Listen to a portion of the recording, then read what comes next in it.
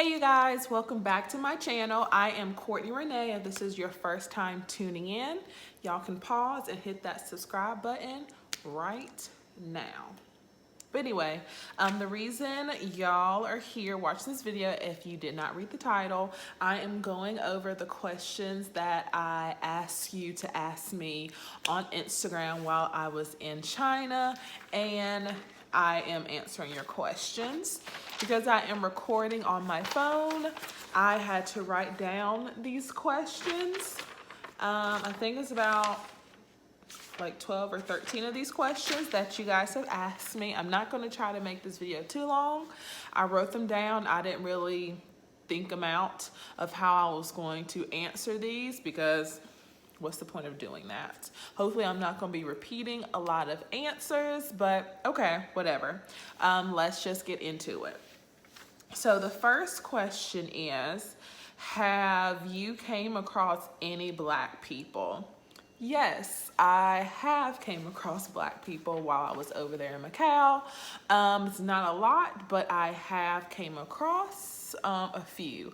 If I could count how many Black people I came across, it was probably less than 10 people. Did you learn any Chinese before going there? No, I didn't know anything. The cool thing I did was I downloaded a translating app, so that would help a little bit, but you know, it's not as good as being very precise in answering questions, but at least they got the gist of what I was trying to ask them, and I was able to communicate that way. And then also what I did was I screenshotted places I want to go, like pictures and stuff, so I can point to this picture and they can be like, oh, okay, and they can help me. Like when I had to get a taxi. Are the Asians there really short? Did they think you were a model? I definitely was not thought of as a model, but surprisingly, majority of them was my height or taller, so around my height. I'm like 5'7" ish, so a lot of people were around that height, so I would say it was like a 50-50 balance of height. But they had small feet, and I was really jealous. I get jealous all the time when I find out that people are taller than me with smaller feet than me. I'm like, how is this possible? Like, how? What are some of the things you took with you that you couldn't live without? So on my trip, I also had to work remotely. It just wasn't, let me just go. I had to work. So because of that, I had to bring my laptop. But if I did not have to work, I would say I would leave my laptop. I would say my phone, so I can take pictures, so I can record what's going on.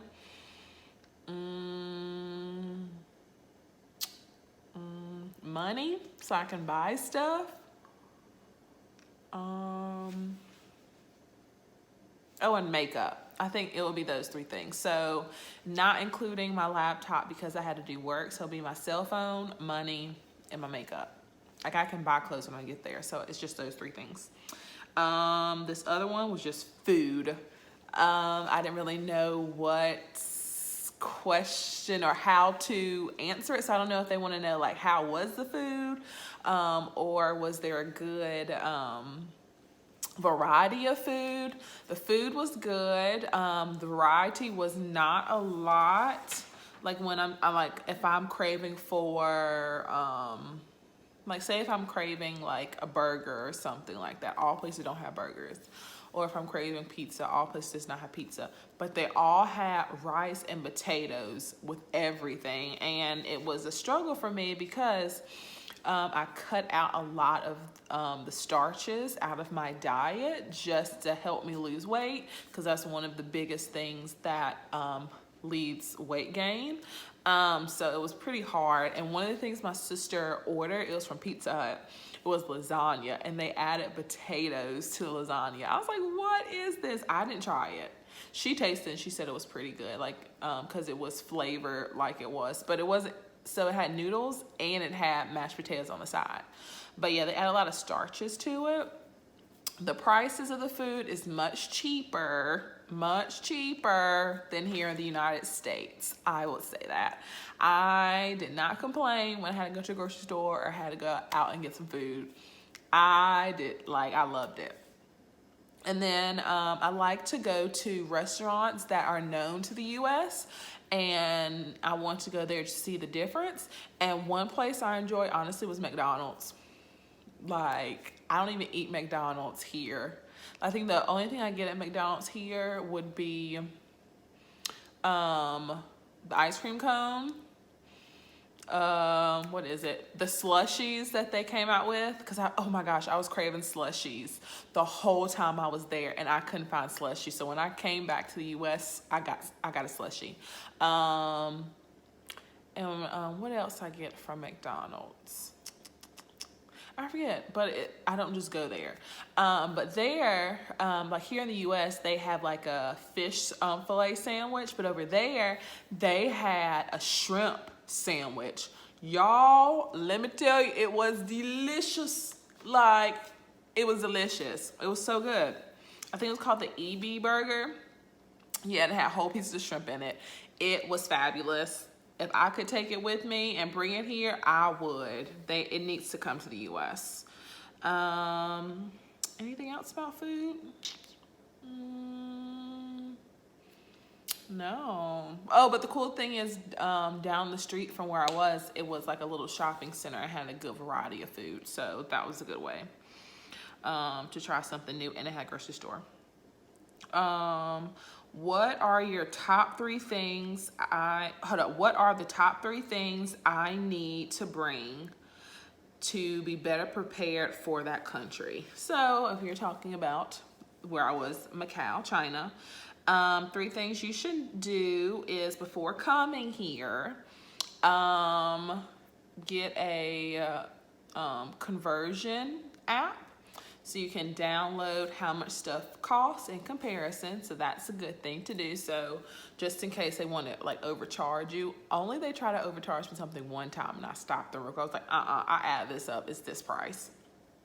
And then also research the money to understand the money, because I didn't. Like my sister, she helped me briefly of understanding what each coin was, because in Macau they didn't have pennies, nickels, and dimes. They had like equivalency to that. They had something that was equal to like 50 cents. Oh, I think they had a 10 cents. So they had a 10 cents and they had a 50 cents. And the other coins were like $1 and $5. And was there a $2 one? Yeah, it was a $2 one. I think that was for Hong Kong, but whatever. Macau takes Hong Kong dollars, but Hong Kong does not take Macau dollars because the rate is a little bit different. And then everything else was in bill form. So if you understand that, that will help you, especially when they're giving you change, so you can count it back. At first, I was like, I'm just going to trust them, which you shouldn't. But once I got it down packed, then I'm like, okay, they gave me the right amount of change. I'm okay with that. So the conversion app, to look up places where you want to go and have them screenshotted, so you don't have to worry about if you don't understand the language. You at least have a reference to go by. And 3, I would just say open mind. Why did I go to China? I went to China because my sister relocated to China, and she has a son, my nephew, and she needed help to find a nanny. And I was there helping her with the process while she worked, and did all that good stuff. And at the end, we found a nanny for my nephew. Did a lot of people there speak English? In Macau, a lot of people did not speak English fluently. They might have known a couple words here or there, but not enough. Not a lot of people that I came across with speak fluent enough that we can have a good conversation. Again, like if they were from that country, less than 10 people that I physically came across. Not saying there's more, I'm just saying what I came across. If you go to like the retail stores, they knew a couple couple sayings you can say back and forth, or maybe one or two people in each store might have enough knowledge to communicate back and forth.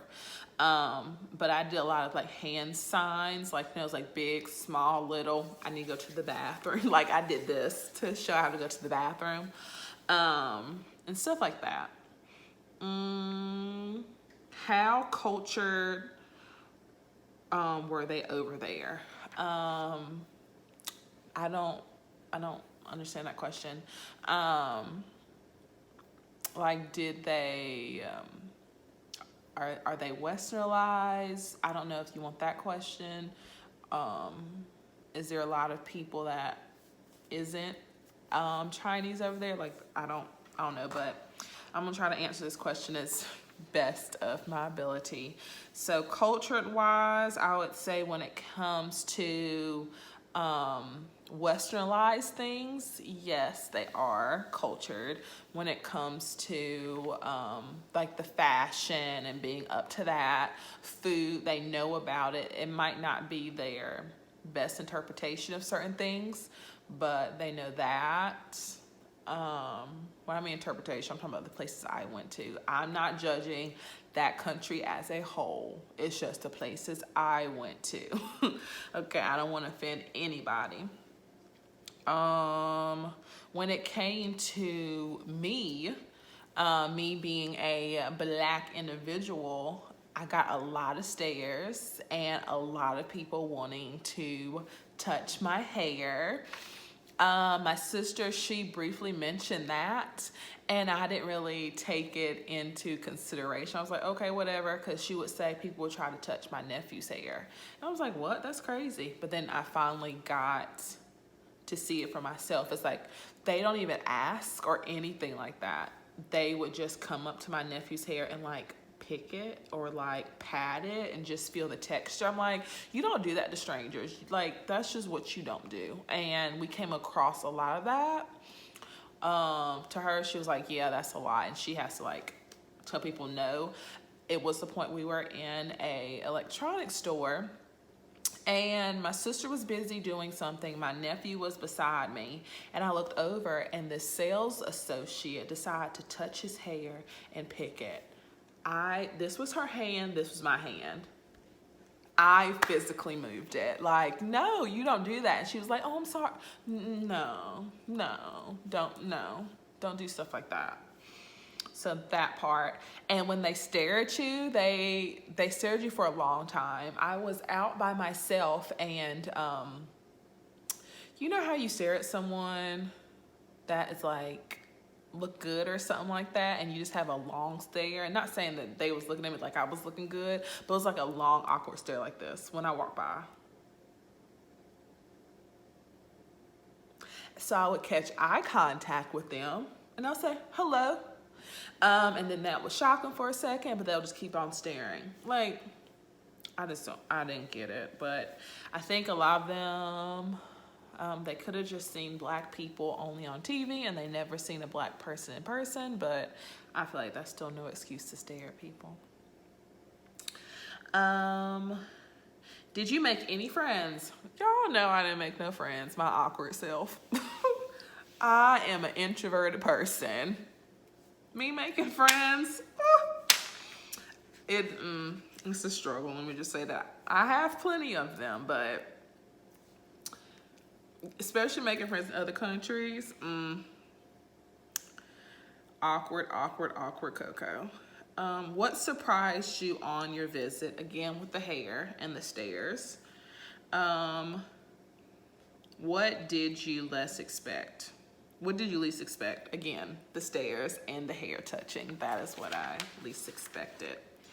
Would I visit there again? Yes, I would. I actually enjoyed it. It was fun. The area that I went to was Macau, so it was like Vegas for the US. So they had a lot of casinos. I only went into one casino. I'm not a gambler, or do I care to do it. I gambled in a casino once in the US, and I'm like, okay, whatever. I don't like the chance of winning. I want to win my money. So I'd rather buy something physical knowing that I will enjoy it versus putting my money to something that I'm not guaranteed that I will get it back. But yeah, I enjoyed it.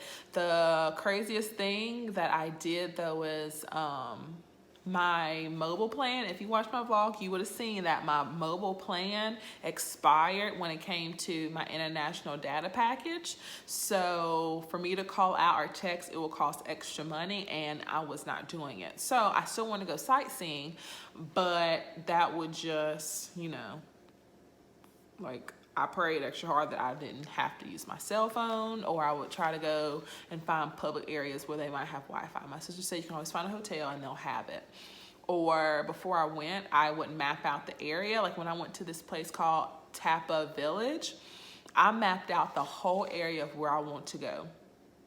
So when I got there, I would not have to depend on needing my cell phone to find places. So I physically mapped it out. I put pictures in my phone for me to look at to guide me, but I didn't have to worry about GPS or anything like that. That's what I did. Is everything there cheap? Everything there is not cheap. They still have competitive prices, like designer stuff and all that stuff, like they would in any other place.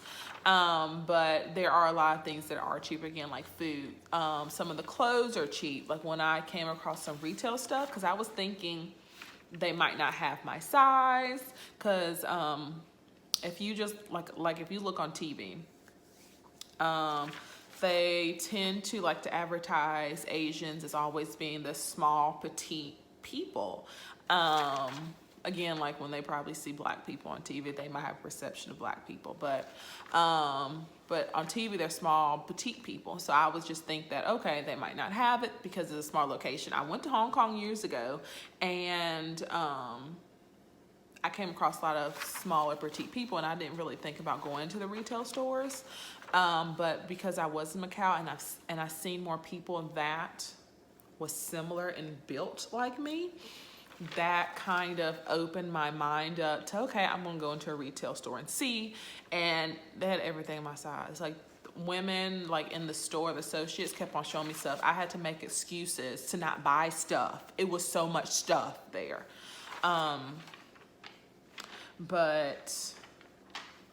Like when it came to my clothing stuff, like I got 2 sweatshirts together was less than $30. 2 shirts, they are less than, 2 sweatshirts less than $30 and 2 shirts less than $20. Souvenirs were cheap. It's just, they had cheap stuff, they had expensive stuff, but I would say they have more inexpensive stuff there than here, I would say. But that is all the questions that I have. And if y'all notice something different, I have a new background. I recently just moved, so I have better lighting, and I will be upstairs in my room, but that is not fully together like I want it. But yeah, that's just another update with me. I shortly moved after I came back. I was in China for 5 weeks, if you didn't know. And I am back recording videos. And again, I'm sorry that you had to wait for this. I just had a lot going on, moving and other things, and just getting back into my norm of working more. Like when I was over there, I did part-time remote work. Here I'm full-time again now. So it's just that transition and just other things going on, but I am back. And again, don't forget to like and subscribe, and I will see you again. Bye guys.